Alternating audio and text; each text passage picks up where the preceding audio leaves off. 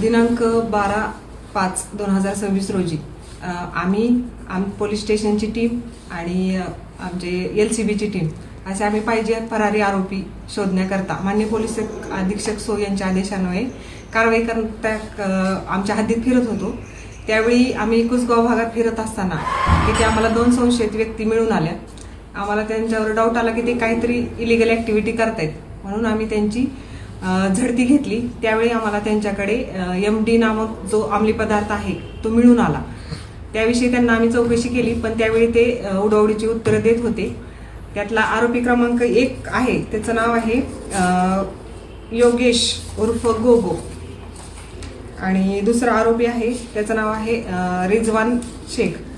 हे 2 आरोपी त्यांच्या अंगझडतीमध्ये एकूण 26.9 ग्रॅम इतका MD मिळालेला आहे. त्याप्रमाणे आम्ही वरिष्ठांच्या आदेशाने पुढील कारवाई केली. त्यांना ताब्यात घेतलं, मान्य न्यायालयात हजर केलेला आहे. मान्य न्यायालयाने त्यांना शनिवारपर्यंत पोलीस कोठडी दिलेली आहे. त्यांच्या मोबाईलवरून आणि त्यांचं इंट्रोगेशन सध्या चालू आहे. आम्ही आणि आमची LCB टीम सध्या पुढील त्यांनी तो मुद्देमाल कुठून आणला, तो कुठे सप्लाय केला याविषयी लिंक शोधत आहोत.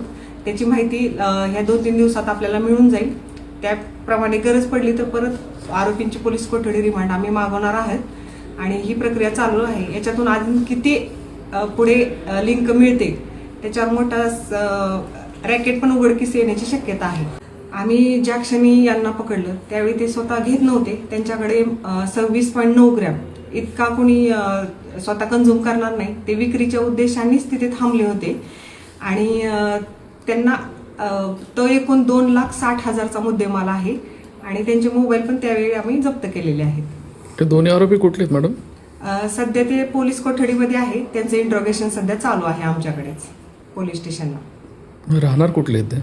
प्रॉपर एक राहणार आहे तो प्रॉपर कुसगावचा आहे, भैरवनाथ नगरचा, आणि दुसरा आहे मॅगी पॉइंटवरचा.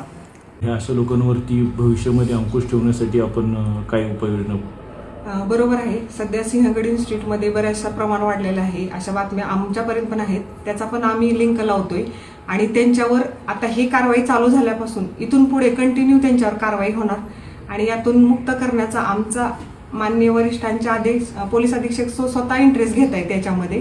त्याच्यामुळे 100% ह्याच्यावर वारंवार कारवाई होत राहणार, आणि हे समूळ नष्ट करण्याचा आम्ही पुरेपूर प्रयत्न करणार आहोत पोलीस खात्याबरोबर.